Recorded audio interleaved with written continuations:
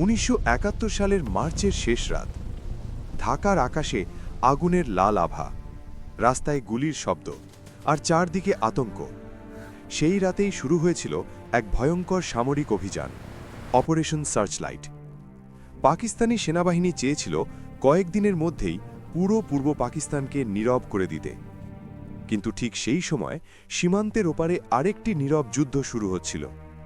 ভারতের ভেতরে এক গোপন ঘরে কয়েকজন মানুষ মানচিত্রের ওপর ঝুঁকে বসে আছে।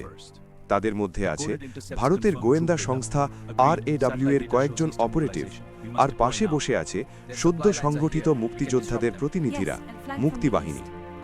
তাদের সামনে ছড়িয়ে আছে পূর্ব পাকিস্তানের রেল লাইন, ব্রিজ, সামরিক ঘাঁটি আর যোগাযোগ কেন্দ্রের নকশা। কারণ যুদ্ধ শুধু বন্দুক দিয়ে জেতা যায় না, যুদ্ধ জেতা যায় যোগাযোগ ভেঙে দিয়ে, সরবরাহ বন্ধ করে দিয়ে আর শত্রুকে অন্ধ করে দিয়ে। পরিকল্পনাটা ছিল ভয়ঙ্কর সাহসী। পূর্ব পাকিস্তানের ভেতরে একের পর এক ছোট ছোট গুপ্ত অভিযান চালানো হবে। রেল লাইন উড়িয়ে দেওয়া হবে যাতে পাকিস্তানি সেনাদের সরবরাহ থেমে যায়। টেলিফোন এক্সচেঞ্জ ধ্বংস করা হবে যাতে সেনাবাহিনী একে অপরের সাথে যোগাযোগ না করতে পারে। নদীর ব্রিজগুলো অচল করে দেওয়া হবে যাতে ট্যাঙ্ক আর সৈন্যরা সামনে এগোতে না পারে। এই সব মিশনের জন্য তৈরি হচ্ছিল এক বিশাল গেরিলা নেটওয়ার্ক। হাজার হাজার তরুণ সীমান্ত পেরিয়ে ভারতে আসছিল প্রশিক্ষণের জন্য। তাদের হাতে তুলে দেওয়া হচ্ছিল অস্ত্র, বিস্ফোরক আর গোপন অপারেশনের কৌশল। কিন্তু এই পুরো পরিকল্পনার ভেতরে ছিল একটা মারাত্মক দুর্বলতা। সবকিছু নির্ভর করছিল গোপনীয়তার ওপর। যদি পাকিস্তানি গোয়েন্দারা এই পরিকল্পনার একটুও জানতে পারে, তাহলে শুধু মিশনই ব্যর্থ হবে না, পুরো গেরিলা নেটওয়ার্ক ধ্বংস হয়ে যেতে পারে। আর সেই আশঙ্কাই ধীরে ধীরে বাস্তবে রূপ নিতে শুরু করছিল। 1971 সালের এপ্রিলের মাঝামাঝি ঢাকার একটি সামরিক সদর দপ্তরে হঠাৎ করে পাকিস্তানি গোয়েন্দা অফিসারদের মধ্যে অদ্ভুত এক তৎপরতা শুরু হয়। তারা কিছু বিচ্ছিন্ন তথ্য পেয়েছে। সীমান্ত এলাকায় অস্বাভাবিক চলাচল, কিছু রেল লাইনে ছোট ছোট বিস্ফোরণ, আর সবচেয়ে বড় কথা, কিছু গ্রামে অচেনা তরুণদের উপস্থিতি।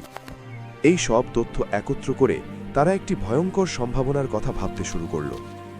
পূর্ব পাকিস্তানের ভেতরে কি কোনো সংগঠিত গেরিলা বাহিনী তৈরি হচ্ছে? যদি সত্যি হয়, তাহলে এটা শুধু বিদ্রোহ নয়, এটা হবে পূর্ণাঙ্গ যুদ্ধ। এদিকে সীমান্তের ওপারে পরিকল্পনা আরও বড় হতে থাকল।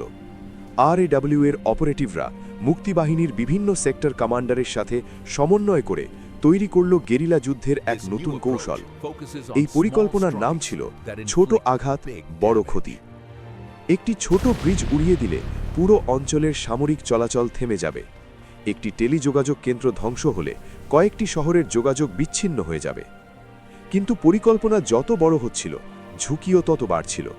কারণ এই মিশনের খবর জানত শত শত মানুষ, প্রশিক্ষক, যোদ্ধা, স্থানীয় সমর্থক, এমনকি কিছু সাধারণ গ্রামবাসীও।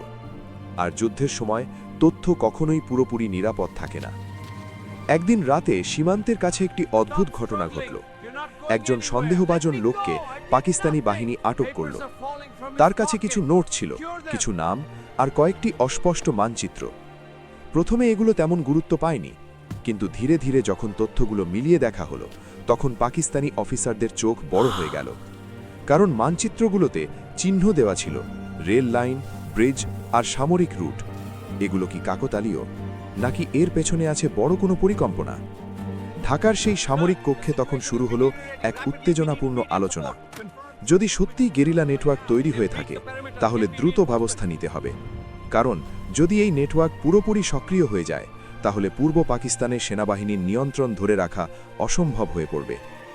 এদিকে মুক্তিবাহিনীর শিবিরগুলোতে চলছিল প্রস্তুতির শেষ ধাপ। যোদ্ধারা দাল ভাগ হয়ে সীমান্ত পার হওয়ার জন্য অপেক্ষা করছে। কারো লক্ষ্য একটি রেল লাইন, কারো লক্ষ্য একটি ব্রিজ, কারো লক্ষ্য একটি সামরিক গুদাম। তাদের অনেকেই জানত না তাদের পরিকল্পনা হয়তো ইতিমধ্যেই কারো নজরে পড়েছে। যুদ্ধের ইতিহাসে অনেক সময় একটি ছোট্ট তথ্য, একটি ছোট ভুল পুরো যুদ্ধের গতিপথ বদলে দেয়। 1971 সালের সেই গোপন পরিকল্পনাও ছিল ঠিক তেমনই এক মোড়ে দাঁড়িয়ে। একদিকে মুক্তিবাহিনীর স্বপ্ন, স্বাধীন বাংলাদেশের জন্য লড়াই, অন্যদিকে পাকিস্তানি সেনাবাহিনীর কঠোর নজরদারি। প্রশ্নটা ছিল শুধু একটাই, গোপন পরিকল্পনাটা কি সময় মতো বাস্তবায়িত হবে, নাকি ফাঁস হয়ে যাওয়া একটুকরো তথ্য পুরো গেরিলা আন্দোলনকে ধ্বংস করে দেবে? কারণ ইতিহাস আমাদের একটা জিনিস বারবার মনে করিয়ে দেয়, যুদ্ধে বন্দুকের শব্দের আগে সবচেয়ে ভয়ঙ্কর লড়াইটা হয় ছায়ার ভেতরেই।